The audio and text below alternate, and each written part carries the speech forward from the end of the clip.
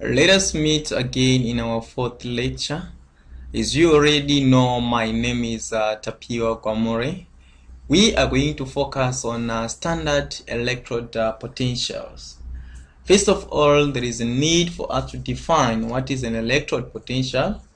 An electrode potential is the potential difference between a metal and a solution of the metal's ions. It is impossible to measure the electrode potential of a single element in a solution. All a voltmeter can do is to measure the difference in electrode potential between electrode potentials. Since we can measure the potential of an electrode compared to another electrode, we must decide on a standard half cell made of a standard electrode in standard conditions. We can then compare all other electrodes with this particular chosen standard. So internationally, it was agreed that we are going to use the hydrogen electrode as our standard electrode. So the standard hydrogen half cell is a standard electrode potential defined as 0.00. Right, so this one electrode of hydrogen itself is being taken as the standard, which is 0.00 volts. This value is an arbitrary choice, but it gives us a value that is easy to compare with other electrode potentials. The metal conductor in the hydrogen half cell is our metal foil, which we call the platinum foil. It is covered with platinum black, a finely divided form of platinum, which presents a very large surface area to the gas. So our platinum foil, which we have here, is finely divided in order for us to increase the surface area for the gas to be absorbed on this particular platinum. So it has two important properties. That is, our platinum, under these conditions, platinum shows no tendency to dissolve. It absorbs hydrogen onto its surface as single atoms and bring them into contact with the hydrogen ions, which are dissolved in the acid solution. So this catalyzes the reversible reaction, 2H plus in aqueous form plus 2 electrons, giving us hydrogen gas. So we are saying that in order for this particular reaction to actually take place, we need our platinum. So as you can see, this one is a gas. So our hydrogen gas is actually going to be absorbed on the surface of our platinum foil. So our platinum there acts as a catalyst. So electrode potential of other chemicals can be compared to the hydrogen electrode potential, but all conditions which affect electrode potential must be standardized before any comparisons can be made. In this case, you can actually see to it that we have put our zinc electrode there in order for us to compare the electrode potential for our zinc with our hydrogen half cell. That's why we have this particular zinc hydrogen cell. Right, so let us have the standard conditions. We want the standard conditions because these particular reactions, they actually occur under standard conditions.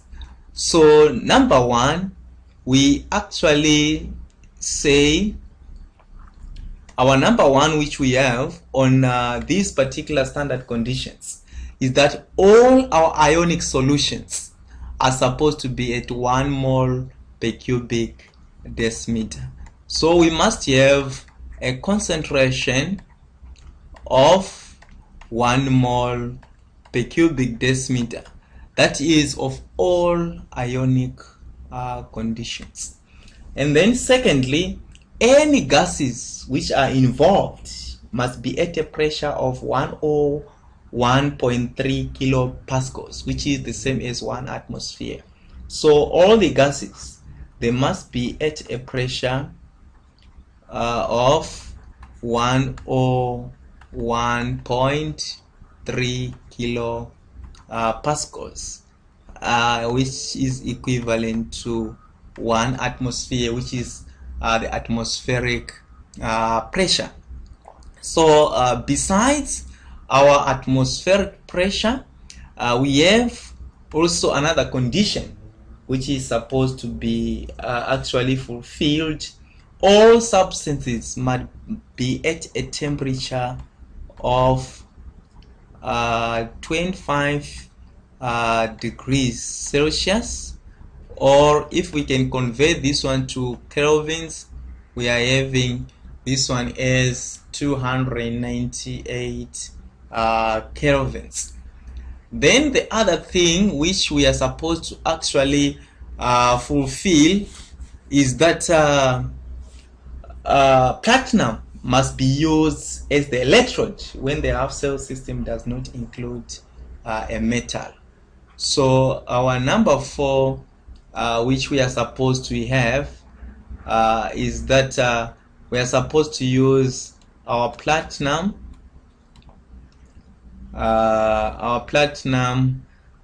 is the electrode.